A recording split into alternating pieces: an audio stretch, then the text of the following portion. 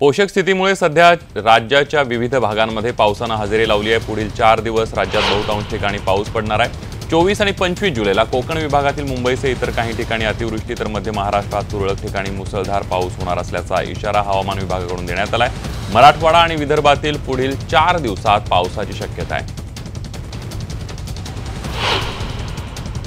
रत्नागिरी शहरामध्ये आणि आजूबाजूच्या परिसरामध्ये झालेल्या पावसामुळे तिथली ड्रेनेज व्यवस्था कोलमडलेली पाहायला मिळते आणि त्यामुळे शहरामध्ये ठिकठिकाणी पाणी साचून राहिले।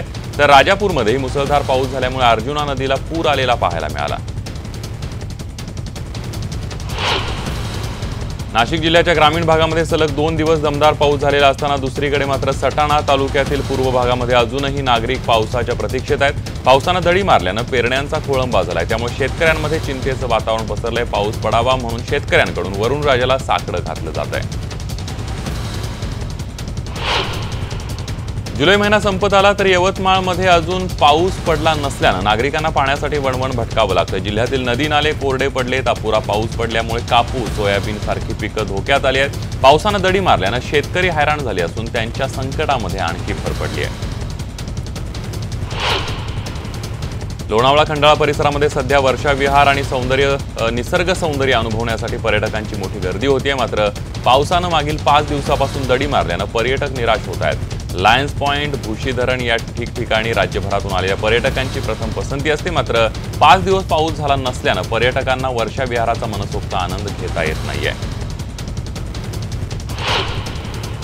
सोलापुरात एकीकडे कृत्रिम पावसाची तयारी सुरू असून दुसरीकडे पावसाने दडी मारल्याने शेतकऱ्यांवर दुबार पेरणीचं संकट आलंय। त्यामुळे पाऊस पडून दुष्काळापासून मुक्या जनावरांची आणि बळीराजाची सुटका व्हावी यासाठी संभाजी आरमार संघटनेच्या वतीनं सोलापूरचं ग्रामदैवत शिवयोगी सिद्ध रामेश्वराकडे साकडं घालण्यात आलंय। शेकडो कार्यकर्त्यांच्या उपस्थितीमध्ये संभाजी आरमारने पाऊस पडावा यासाठी महाआरती केली आहे।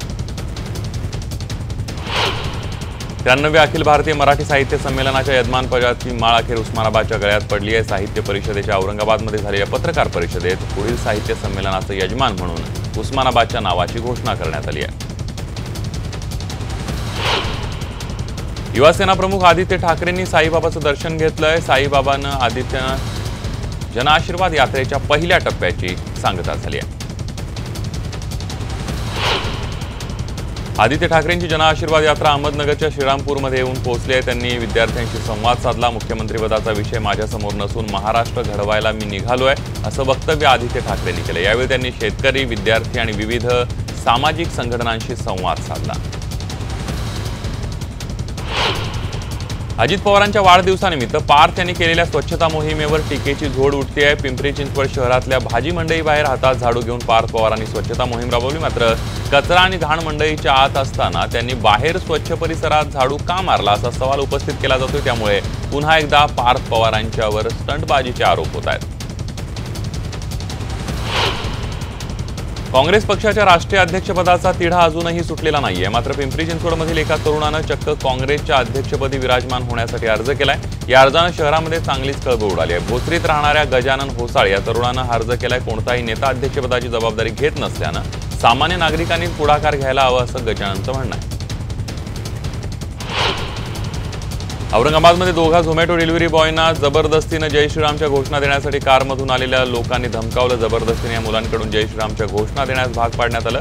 शहरातील आझाद चौकामधल्या मध्यरात्रीच्या सुमारास ही घटना घडली। विशेष म्हणजे औरंगाबाद येथील आठवड्यातली दुसरी घटना हा प्रकारानं काही काळ तणाव निर्माण झाला होता। मात्र या सीसीटीव्हीमध्ये दिसणारी गाडी जप्त करण्यात आली आणि 4ही आरोपींना ताब्यात घेण्यात आले।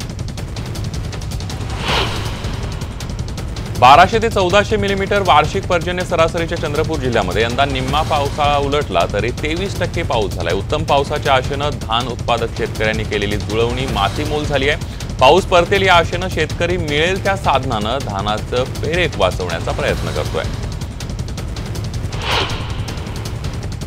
राज्यातील शाळांमध्ये विद्यार्थ्यांना मराठी न शिकवल्यास दंडात्मक कारवाई आणि शाळेची मान्यता रद्द करण्याची तरतूद मराठी शिक्षण कायद्याच्या मसुद्यात करण्यात आली आहे। तसंच या कायद्याला कोणत्याही न्यायालयात आव्हान देता येणार नसल्याचंही मसुद्यात स्पष्ट करण्यात आलंय।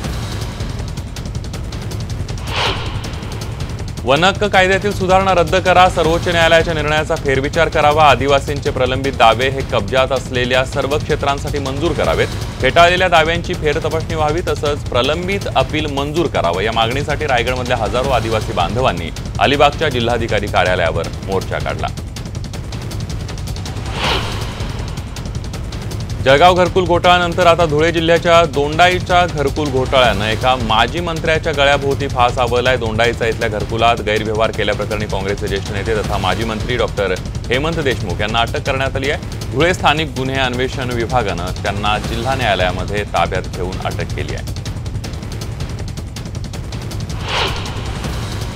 सोलापूर ग्रामीणमधील पंढरपूर शहर पोलीस स्टेशनचे दुय्यम प्रभारी अधिकारी पोलीस निरीक्षक श्री प्रशांत भस्मे यांची कर्तव्यावर जेवढी निष्ठा तेवढीच अपार भक्ती त्यांची विठ्ठलावर आहे। अनेक अभंग सतत गुणगुणत असणाऱ्या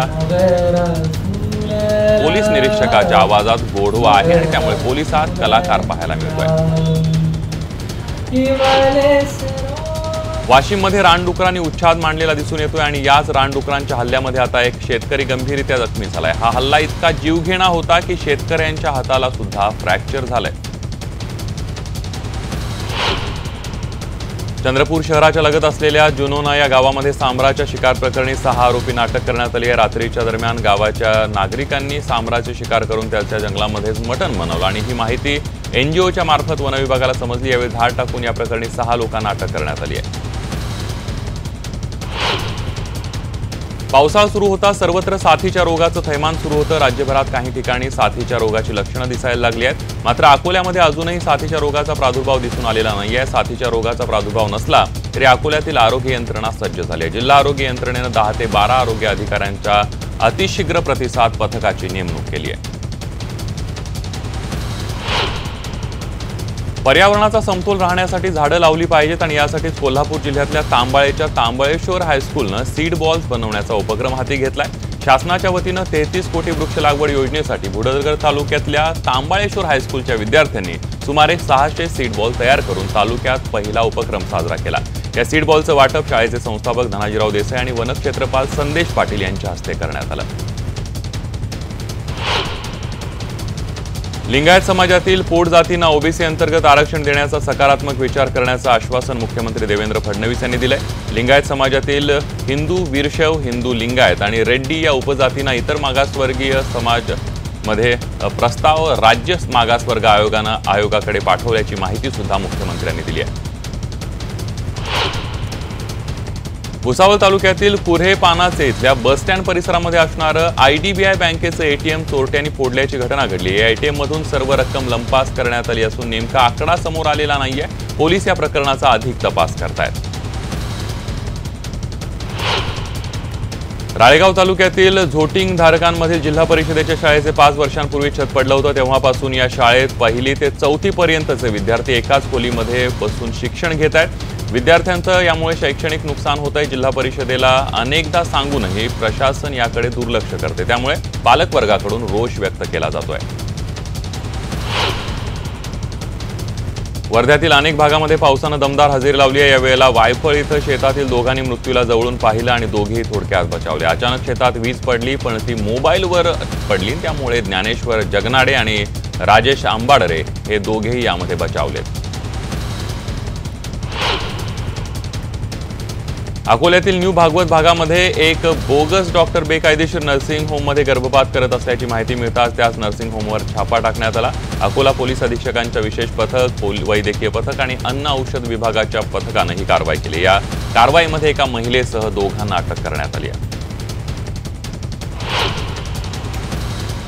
सातारा शहरासह जिल्ह्यामध्ये इतर ठिकाणी 2 दिवसांपासून डेंग्यू, स्वाईन फ्लू यासह साथीच्या आजारानं डोकं वर काढलंय। स्वाईन फ्लूचे 6 तर डेंग्यूचे 47हून अधिक रुग्णांवर शासकीय आणि जिल्ह्यातील खासगी रुग्णालयामध्ये उपचार सुरू आहेत। मंगळवेढा पोलीस ठाण्याच्या हद्दीतील मरवडे, बोराळे आणि कात्राळ या गावातील 7 लोकांना सोलापूरमधून 16 महिन्यांसाठी तडीपार करण्यात आले। हे 6ही जण पोलिसांची नजर चुकून बेकायदेशीरपणे मटका जुगाराचा व्यवसाय करत होते।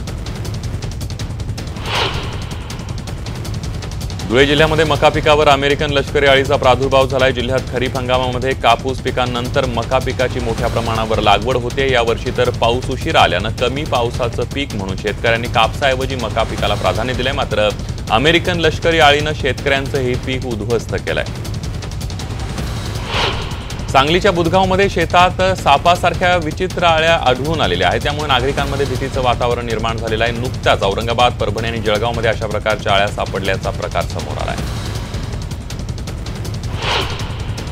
अमरावतीमध्ये ब्रिजलाल बियाणी महाविद्यालय आणि वनविभागाच्या वतीनं जास्तीत जास्त वृक्षारोपण व्हावं या उद्देशानं नुकतीच सीड बॉल कार्यशाळा संपन्न झाली। महाविद्यालयातील 35 ते 40 विद्यार्थिनींनी अमरावती इथल्या वनविभागाच्या नर्सरीमध्ये 2000 सीड बॉल तयार केलेत। राज्य शासनानं अष्टविनायक मंदिर जोडण्याचा महत्त्वाकांक्षी प्रकल्प हाती घेतलाय। दरवर्षी हे काम टप्प्याटप्प्यानं होणार आहे। मंदिरांना जोडणाऱ्या रस्त्यांच्या कामाला वेग आला असून जेजुरी मोरगाव रस्त्याचं काम आता सुरू झालंय। कर्नाटकच्या राजकारणामध्ये आजचा दिवस हे पुन्हा एकदा महत्त्वाचा ठरणार आहे, कारण कालच्या सभागृहातल्या गदारोळामुळे कामकाज आज सकाळी 10 वाजेपर्यंत तहकूब करण्यात आलंय। तर विधानसभा अध्यक्ष रमेश कुमार यांनी आज दुपारी 4 वाजेपर्यंत कुठल्याही परिस्थितीत विश्वासदर्शक ठरावावर मतदान घेण्याचे निर्देश दिले। कर्नाटकातील राजकीय तेढ वाढताना दिसते। सोमवारी सकाळी 11 वाजता सुरू झालेलं सभागृहाचं कामकाज काल रात्री 11:15 पर्यंत सुरू असलेलं पाहायला मिळालं। तर सभागृहातील काँग्रेसच्या आमदारांनी जोरजोरात घोषणाबाजी केली। तर जोवर बंडखोर आमदार येत नाही तोपर्यंत सभागृह तहकूब करावं अशी मागणी आमदारांनी केल्याचं पाहायला मिळालं। भारताच्या चांद्रयान 2चं अवकाशामध्ये यशस्वी प्रक्षेपण करण्यात आलंय। काल दुपारी 2:43 हे प्रक्षेपण करण्यात आलं। या यानाची गती आणि दिशा योग्य असल्याची माहिती इस्रोनं दिली आहे। हे यान 16 दिवस पृथ्वीची परिक्रमा करून चंद्राच्या दिशेनं रवाना होईल। चांद्रयान 2नं चंद्राच्या दिशेनं उड्डाण घेतलं हा प्रत्येक भारतीयासाठी अभिमानाचा क्षण असं म्हणत पंतप्रधान नरेंद्र मोदी यांनी या मोहिमेचं कौतुक केलंय। देशभरातून इस्रोवर शुभेच्छांचा वर्षाव होतोय। कुलभूषण जाधव प्रकरणी काउन्सिलर ॲक्सेस देण्यासंदर्भात भारत आणि पाकिस्तानमध्ये चर्चा पार पडल्याची सूत्रांची माहिती आहे। आंतरराष्ट्रीय न्यायालयानं पाकिस्तानला काउन्सिलर ॲक्सेस देण्यासंदर्भात हे आदेश दिले होते। गुजरातच्या राजकोटमधून एक भयानक व्हिडिओ समोर आला। रिक्षा चालकांचं भांडण झालं आणि एकानं दुसऱ्याची अक्षरशः भोसकून हत्या केली। ही संपूर्ण घटना सीसीटीव्हीत कैद झाली आहे। केंद्र तसंच राज्य स्तरावरील माहिती आयुक्त आणि अधिकारी यांचा कार्यकाळ आणि वेतन ठरवण्याचा अधिकार केंद्राला देणारं माहिती अधिकार सुधारणा विधेयक लोकसभेमध्ये सादर केल्यानंतर अवघ्या 3 दिवसात संमत करण्यात आलंय। 4 तासांच्या चर्चेनंतर सोमवारी लोकसभेमध्ये 218 विरुद्ध 79 मतांनी हे विधेयक मंजूर झालं। पण सभागृहात तसंच संसदेच्या बाहेर आंदोलकांनी त्याला विरोध केलाय।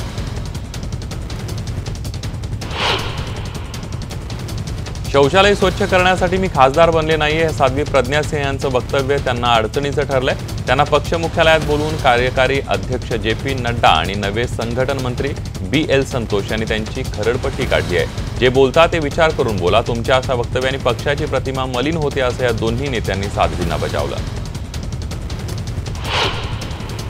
काश्मीर प्रश्नी भारत आणि पाकिस्तान यांच्यात मध्यस्थ म्हणून भूमिका बजावण्याची तयारी अमेरिकी अध्यक्ष डोनाल्ड ट्रम्प यांनी दर्शवली आहे। काश्मीर प्रश्नामध्ये मी मदत करू शकतो, मध्यस्थ म्हणून भूमिका बजावण्यास मला आवडेल असं ट्रम्प यांनी सोमवारी व्हाईट हाऊसमध्ये पाकिस्तानचे पंतप्रधान इम्रान खान यांना सांगितलं।